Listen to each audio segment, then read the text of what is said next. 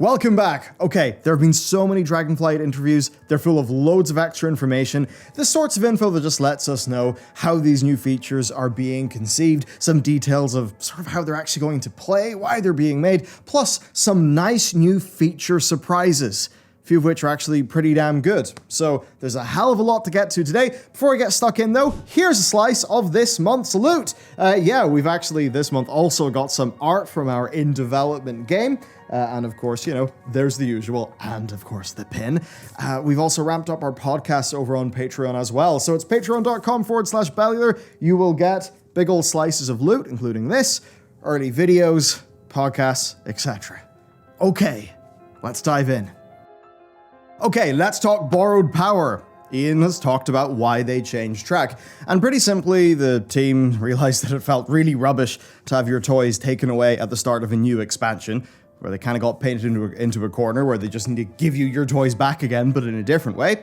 He says they listened to the player feedback, which certainly was out there, and they thought about how they actually ended up in this situation in a more fundamental level. Essentially, the MOP talent system, while it did have its benefits, it ended up not working great for giving them a way to add new player power. Plus, they kind of lost some of the class element, because it was all based on the spec.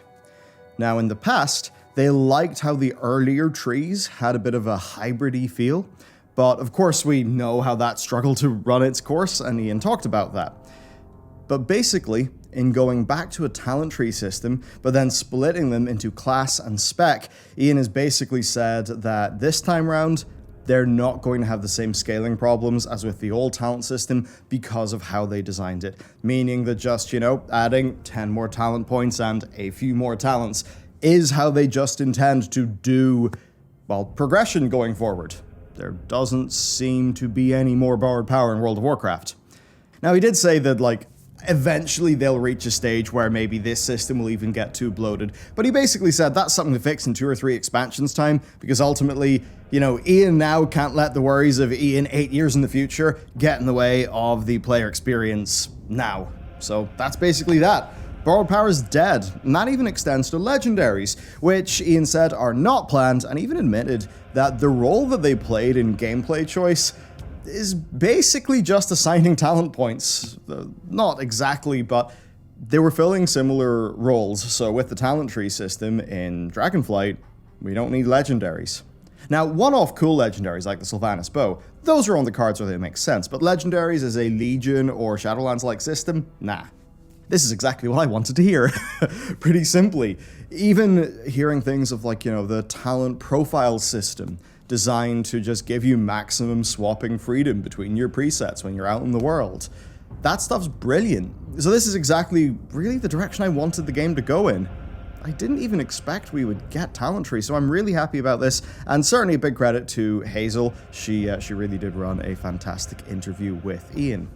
Now, sticking on systems, the Great Vault did pop up in a few of the interviews.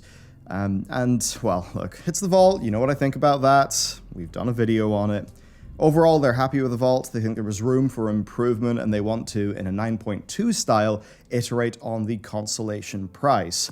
Now, you guys know that I would rather have the role of the Vault be filled by a more deterministic system where you work towards a reward that you want, where there's less, a chance of, say, randomness, just throwing a week's progress in the bin. We've had, even in my own guild, numerous examples of this, really just giving people a Wednesday that feels pretty shitty.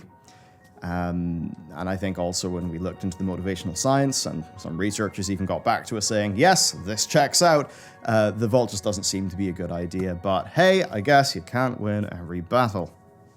Now the same goes for Master Loot, where basically they had nothing to say for Master Loot in a few interviews, but improvements may come to personal loot. Basically, Ian's not fully happy with where personal loot is, and that includes things like trading eligibility frustrations. So that was good to hear, and Ian even said that a form of collaborative cooperation on loot distribution, that's not off the table.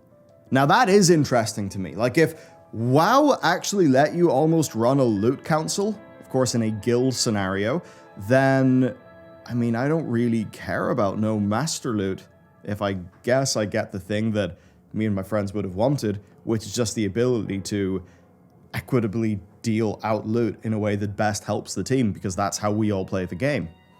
Now, I'm not going to hold my breath for that feature, but I suppose it's at least good that they're thinking of it. Now next we got some excellent news from Brian Hilinka's interview with Bajira, and this is awesome, I love this. So PvP gear is being WODified, just like Warlords of Draenor in a way. That means that all Conquest gear will have a super high item level in PvP combat. That's it! No PvP item level upgrades. Earn your Conquest set with Conquest points, and that's it. You'll have the Conquest gear. You'll be able to be on a more even footing. Now, that was a major problem with the current system, right? Because the PvP item level upgrades were tied to rating. Now, of course, if you early in the season are getting lots of rating and upgrading all of your gear, that's fine. But later on in the season, that does make the barrier to entry be just a little bit harder, because not only do you have an experience and skill disadvantage, but you have a very enforced gear disadvantage of the sort where you can't get around it by just grinding with time, because it was locked by rating. So essentially less of a rich get richer situation. But the funny thing is the upgrades are still remaining.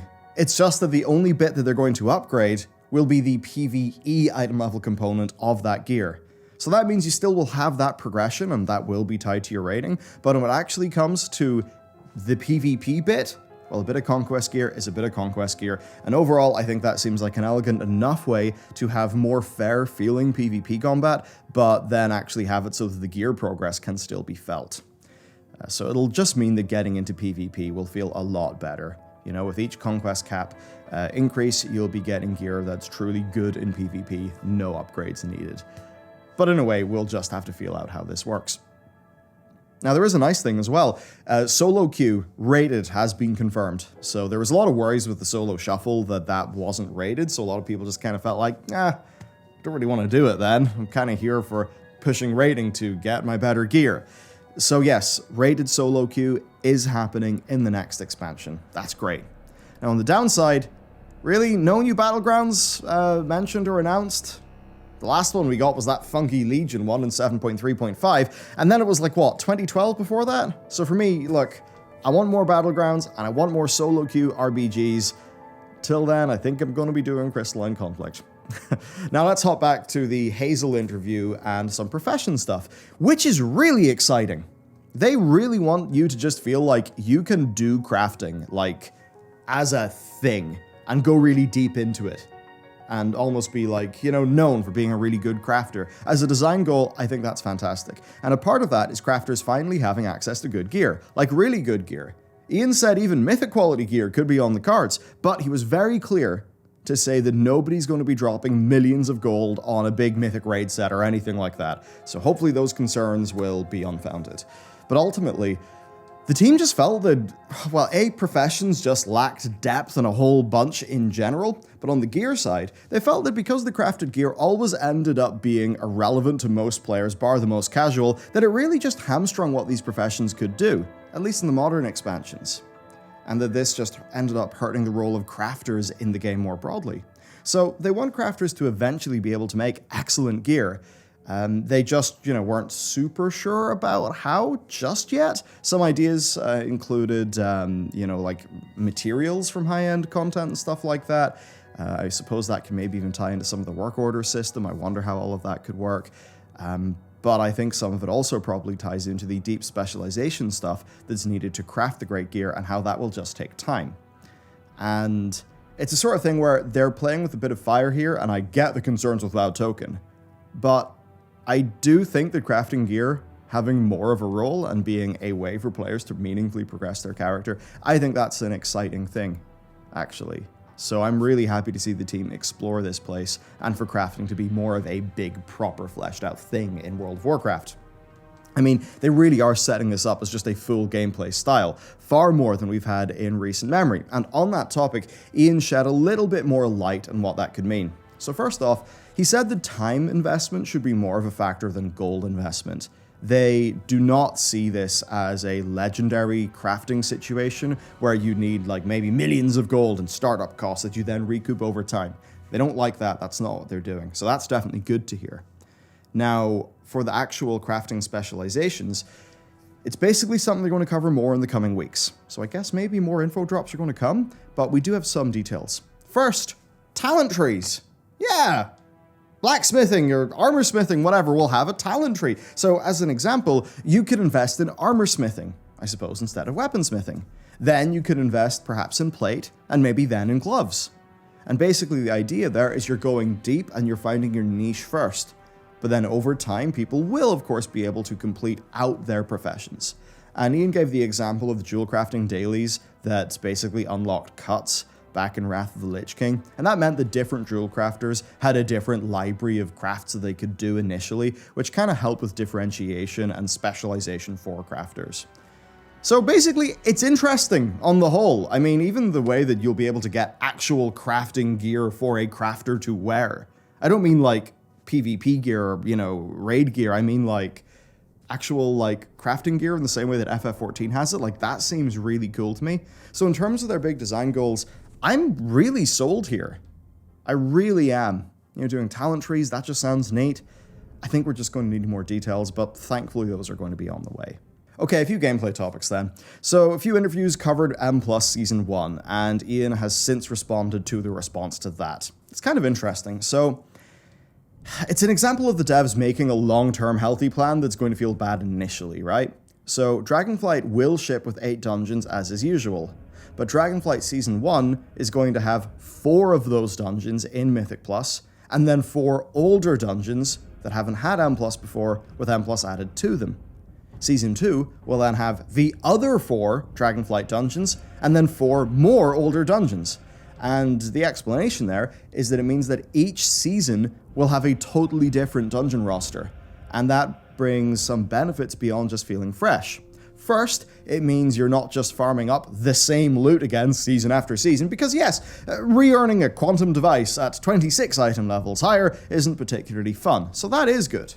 What it also means, though, is that when the seasons change, it's more accessible to new players, especially tanks. Because, right, when Season 2 has the same roster as Season 1, then players will have very intricate pathing and in-depth knowledge of every single pull, every single boss, and that is a massive informational hurdle for newer players. That makes Mythic+ harder to pick up after an expansion's launch. And of course we know this, we've seen this in the past few expansions. Now, they know that this change is controversial. Ian had a response post to all of this, and he basically said as much, but he said that he hoped that the disappointment of not getting all 8 dungeons in Mythic+ in Season 1, that would be overcome by, say, the likes of a Shadowpan Monastery, Mythic+, feeling fun, but then also that the long-term rotation will be more healthy for that scene. I think it remains to be seen. To be honest here, I understand both sides, I understand the design goals, but obviously it is going to feel funky. Now there's a few other things like, say, Dracthyr. They do have Dragonflight as a mechanic, but it's not the full Dragonflight system. They get like the base version of it, just as a part of being a Dracthyr, so they're kind of like Demon Hunter +++, even outside the Dragon Isles. However, they will still use the dragon flying system, just they'll be in their Visage mode, not their dragon mode. That's because when you actually have the dragon flying system, over time you'll be getting various different upgrades to the capabilities of your dragon, so eventually Dracthyr will be using the dragon flying system. It's just they kind of have a basic version of it all the time as a part of just being that race. And none of this is actually to say that mounts won't be relevant. You're still going to be using your existing mounts. They have a whole bunch of mounts, hopefully including the really cute otter. But I imagine their idea here is that especially in the time before you've upgraded Dragonflight a lot, that's, say you're in a valley, you've got no elevation, then Dragonflight won't be humongously helpful because you don't have that elevation, so maybe you'll use your ground mount. And that is something that, say in Guild Wars 2 with its Griffin mount, works fantastic. Sometimes you want to use the Griffin, sometimes you want to use the Raptor, and both feel fantastic, so it could work. Could sound, it sounds reasonable to me. Now on the riding, Dragon Riding basically is a Dragon Isles feature. That's where it's going to be for now. They are thinking about putting it into past content, but, well, yeah, their focus is the current expansion. So, we'll see. Hopefully it turns out well. I think it has the potential to be a really, really fun feature that, who knows? Maybe it could sort of spawn some cool new things for the game. I loved Hazel and a few of the others bringing up housing here, and more from Hazel's interview. Here's Ian's response. He basically said for housing that it comes up a lot around the team, and they know it has a lot of support in the player base, and also it does have a lot of support in the development team. However, putting together a package of features for an expansion is a big old mix of things. It's what will actually suit an expansion, and then what work would be required to deliver that feature at the levels the players deserve. Player housing is a big feature, and basically doing it right is a super big project that would probably span multiple expansions. Now I hear that and I kind of think, okay, does that mean, we get wave 1 of player housing in one expansion and then it's built out, a bit like an FF? Or does that mean you need a team working on player housing for quite some time? Because if it's the latter, then who knows, maybe they even have that team now. Basically, they felt the resource pinch in garrisons. The raid D tier joke actually came from how it would take basically the cost of a raid tier to do buildings for every faction, not just Horde and Alliance. So really my takeaway here is that the dream is alive. I think they do want to do it. I think they just can't make it fit into Dragonflight. But I do think that the response here felt, well, warmer than other housing responses in the past. So I take that as a good thing. Archaeology then. That's another area where they're very much admitting that things are not perfect. Well, they're straight up not happy with Archaeology, but they just can't fit a rework into 10.0. Certainly a lost opportunity considering that the Dragonscale Expedition is a mix of the Explorers League and the Reliquary. Well, they said it won't be part of their initial efforts. Maybe it will come back then. When it does come back, Ian said that it will not be the excavation minigame. So perhaps it sounds like that could actually be a patch feature. If so, that would be quite exciting. Next, then, a little bit of talk on reputations and covenants. Basically, covenants are not returning here, especially in the sense of players only having a limited amount of story on one character. So, being locked into a covenant story or a faction story, like in BFA. No, the content is just open to do on your character. That's it. So that certainly is good to hear. I think that'll just mean the game will feel a bit more like open and content-rich at the start. Now, Renown is back, but they're basically using that more as a way to display upcoming rewards in the new reps. So I'm kind of still iffy in what that implementation will feel like. I would I would worry if there is, say, gating on a per-week basis. It's the sort of thing we don't have the details on. So at best, it's essentially super reps, and that could be really cool. At worst, it's the problems or some of the issues of Shadowlands repeated, but with zero attachment to player power. So I think the downsides here are reasonably capped, and I actually do think the upsides are pretty damn good if they can get this feature right. It certainly seems like there is so much lore and history in the Dragon Isles that, well, building out these reps will actually be really cool. I mean, I actually feel tied to Azeroth, and I think that'll just make a lot of us care more. I know it certainly would be like that for me. A bit of leveling then. So the zones are going to be done in order as you level, as with Shadowlands. For all characters, there is seemingly no big Threads of Fate system, and this is still something they said they're thinking over. But the hope they have is that these zones are so large and with so much content that you won't need to do the story campaign, and they won't need a Threads of Fate, because there's just so much side content in these zones. So that sounds pretty good, and also there was some mention made of leveling through dungeons, so I'd say let's very much hope that Battleground and dungeon leveling are pretty damn viable here. There is then another funny thing from leveling, and that is that the new player experience for World of Warcraft is still going to be Exile's Reach, BFA, Dragon Isles. Shadowlands is cut out. So I suppose that means that Chromie time will take us all the way up to level 60 now. And certainly you could say that BFA is an odd choice given the divisive faction war. But I think a few of the Azeroth side bits of BFA, primarily Teldrassil, they could potentially be resolved in Dragon Isles, so perhaps that could kind of make sense. I think they just wanted a grounded Azerothian feeling slice of level up content to put those newer players into, and I think they very much realized that Shadowlands feels like a bit of a non sequitur and would be very confusing to newbies if it is where they went instead of BFA. So it's an interesting choice, I think a decently telling one.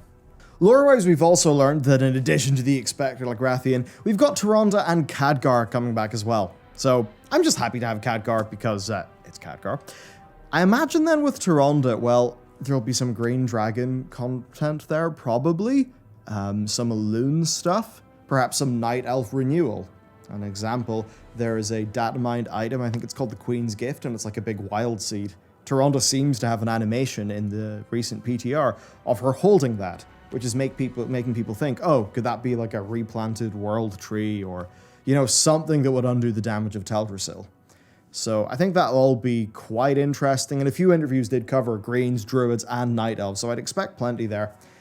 As for Khadgar, well, I imagine he will be dedicated to the awakening of Azeroth, and Blizzard has straight up said, yeah, Azeroth is waking up, so that's probably that. Next, it's confirmed that Coronos, who is the guy from the trailer, he is a character, so that's nice. He's not a Khadgar and Legion style, like a guide character, he's just a part of this expansion's cast. Now, story then. So, the Dragon Isle stuff was established after the dragons banded together with Tyr to defeat Galakrond. And from that point on, there's just vast swaths of dragon history that just was never filled in by Chronicle. So a lot of that is going to be filled in. We're going to see other types of dragons, other groups of dragons such as those who would follow Galakrond. We'll learn a lot more of their history. So very much an advancement from the original kind of, well, in vanilla, right, where dragons were kind of hostile and not trusting of us. And a core thing that we learn is that not all dragons liked the Titans, or that decision. That actually leads us to the Prime Elementals, who are these 4 ancient proto-drake, like aspects, who are sort of locked away. Not aspects in the dragon aspects, Titan empowerment way, just, I don't know, big, powerful, elementally aspected drakes. Now they have their followers, who are also like Galakrond followers, so you could really see a lot of lore being built up there. And then, of course, like, yeah, Tyr, big Chad, we all like him, but there is more and more reason to be suspicious of these big cosmic forces and all these, you know, caravans of people gallivanting across the galaxy doing big things to planets. I mean, are we, the people who hear and think and feel, are we just pawns in their big silly game, and ultimately they don't care about us? Which even in classic Titan lore was displayed with Algalon and Ulduar. So part of the dragon aspect's development is thinking like, okay, time has passed, we've learned some things, how do we fit into this? Do we really want to be full, you know, dragon aspects empowered by the Titans? Is that what our future is going to be? So basically with Dragonflight, it's a re-establishment of who these dragons are in Warcraft, and I'm happy with that because, to be honest with you, the Cataclysm ending was pretty lame. So we got situations where the black and blue dragons are pretty messed up as flights. They don't have that many members left. In the case of the blues, a lot of them are scattered.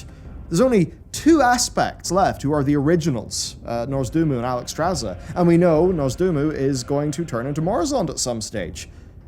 And there's a few times where like Bronze stories were teased, so again, that's making me think maybe we see Morozond. And that would be awesome. I then think to Mists of Pandaria, where Sora Dormi, which is Nozdoomu's consort, is killed, and somehow Kairos is shown. Of course, Kairos is dead, so I don't know how that could work, but is that a dangling plot thread that they're going to pick up? Now, to take it back to the more homey lore, well, as for 9.2.5, we're going to be dipping our toes back into Azeroth. Some of that stuff is on the PTR. Steve said that other stuff there is yet to be seen. So that's actually really exciting to me. I want that. Steve basically says that we're going to learn how the Horde's new council is doing, how Turalyon has led the Alliance, and so on. And the way that he puts it is, I think, exactly what I want. He says, a slice of life back in the familiar kingdoms of the mortal races. And to me, for a 0.25 patch, and for a pre-patch to the next expansion, which, I mean, by the way, sounds cool. It's got like an Uldaman, dungeon revamp. Like, that just sounds great to me. And I suppose to make some of that slice of life make sense, the state of affairs as we go into this expansion is that, well, it's essentially a joint expedition between the Explorers Guild and the Reliquary. So sure, war mode's there, it all works. Apparently if you go over in the boat with war mode on, it could get really crazy, but fundamentally it's more cooperation, less antagonism. For now, because I'm looking at you, Turalian. Okay, let's go through some miscellaneous things that we've learned then. That pre-patch is going to be about 2 weeks, so the sort of the usual. It's going to come with the level 60 revamp of Uldaman, and also playable Dracthyr, which would of course then include their starting zone. And I would presume that's for people who have pre-ordered the expansion. Now, the Uldaman story is all about Alexstrasza sending us there because she knows about the discs of Norgannon, which of course are there. So I'm kind of keen to see how that goes down. Like, what are we going to fight in there? Will there be an implication from that? Another tidbit, the Isles, their location has actually changed a bit since the vanilla dev maps, where now they're actually to the northeast of the known Azerothian landmasses. And in terms of size, it's one of the largest continents ever offered. That's what they said. And going through a few of the interviews, the developers did keep on mentioning just how big these zones are. Which, I mean, hey, sounds cool. Oh yeah, soul shapes. They're talking about it. Nothing firm yet, but I don't know. Maybe we'll keep our soul shapes. Then, for another nice thing, the hub city is on the highest zone in the Isles. And that means that you can go and do massive dives off it with the dragon riding feature. Which kind of makes me think about all of the glider bullshit that you could pull off in Legion, right? You could just soar halfway across the Broken Isles in your glider. It was like really fun. So yeah, I'm glad they kind of learned the lesson there. I think that could be neat. And that's basically it. I know this has been a bit of a chunker of a video, but certainly I think a lot of the texture that's going to help inform how we actually see these features is now stuff that you know. Certainly, it was very interesting to read through them all. I mean, a great win, I think, for the PvP community, them knowing that their gearing is going to be, I think, in a better state, and also that they really are getting rated solo queue. Like, that's really brilliant to hear. As somebody, like, say for me, you know, I love the idea of professions in the past. I kind of got into them a lot in Wrath and Kata, and then really I fell out of favor a little bit. So the idea of the professions are getting this, like, massive systemic, you know, overhaul, that's really exciting to me. Legion was neat in that it gave us some quest content, but this actually seems like the real gameplay of professions is fundamentally going to be different and better, and I really do like that. And broadly, I think broadly the big thing, what's important to me, and I think Ian mentioned this a few times, in not doing borrowed power, they've been able to work on the fundamentals of World of Warcraft, like classes, talents, and professions. And that'll stand to the game. And it just makes me think, okay, in the next expansion, they add some profession stuff, they add some talents, they don't have to reinvent the wheel. Does that free them up to do more cool, exciting things then? So, yeah, not to huff the hopium too much, but it does sound like this really is what sets us up for World of Warcraft that can have a successful and happy future. And I really do just like being able to say that. Of course, I'm going to stay objective as we're going through the testing and all of that. Anyway, there you go. Hope you found today's video useful. Hope you learned a few things. Let me know what you think about all these features. If you want to support us and also get, you know, some cool loot, then of course you can check out the Patreon down below. Have a great day. Goodbye.